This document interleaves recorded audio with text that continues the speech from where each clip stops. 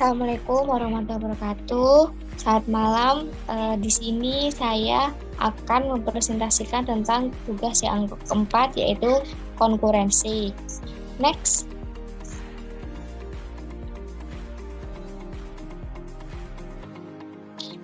Di mana di presentasi kali ini saya akan menjelaskan 4 poin. Yang pertama ada konkurensi, yang kedua ada race condition, yang ketiga ada semaphore, dan yang terakhir ada mutual exclusion.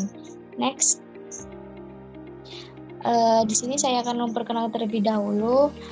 Saya Chandra Sadihawa dengan NIM 12062214 dari kelas DS 0201. Next. Langsung saja, saya akan menjelaskan poin yang pertama, yaitu konkurensi. Konkurensi adalah proses yang terjadi secara bersamaan yang merupakan landasan perancangan sistem operasi. Adapun penyebabnya yaitu yang pertama, banyak aplikasi atau multi application, yaitu multiprogramming memungkinkan menjalankan banyak proses sekaligus, yang dimana proses berasal dari aplikasi yang berbeda. Yang kedua ada aplikasi terstruktur, itu suatu aplikasi dapat secara efektif diimplementasikan sebagai sekumpulan proses, maka tiap proses menyediakan satu layanan spesifik tertentu. Yang ketiga ada struktur sistem operasi, yaitu untuk meningkatkan kinerja, maka satu proses dapat memiliki banyak thread yang independen. Thread tersebut harus dapat bekerjasama untuk mencapai tujuan proses. Dan yang terakhir adalah untuk strukturisasi satu proses, yaitu sistem operasi bermodelkan klien atau server, beberapa sistem operasi aktual yang dipasarkan dan yang sedang dalam riset telah diimplementasikan sebagai sekumpulan proses. Next.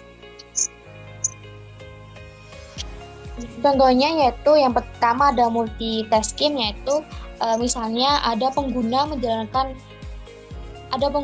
yang menjalankan laptopnya itu membuka browser web, terus memutar musik, dan semisal kita lagi ngetik di Word. Nah, itu bisa secara bersamaan.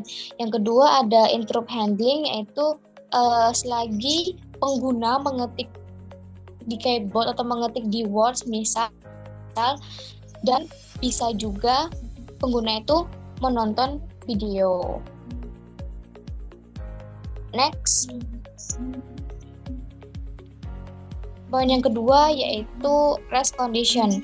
Race condition yaitu sistem operasi di mana hasil akhir dari suatu proses bergantung pada urutan eksekusi beberapa thread atau proses yang berjalan secara bersamaan. Adapun penyebabnya itu terjadi ketika dua atau lebih thread mengakses sumber daya secara bersamaan tanpa sinkronisasi yang tepat, sehingga menyebabkan hasil yang tidak terduga atau inkonsisten. Next. Untuk contohnya, ini ada kasus masalah bank. Ada 2 orang mencoba menarik uang dari rekening bank secara bersamaan. Dengan catatan ini banknya sama dan 2 orang ini menarik secara bersamaan.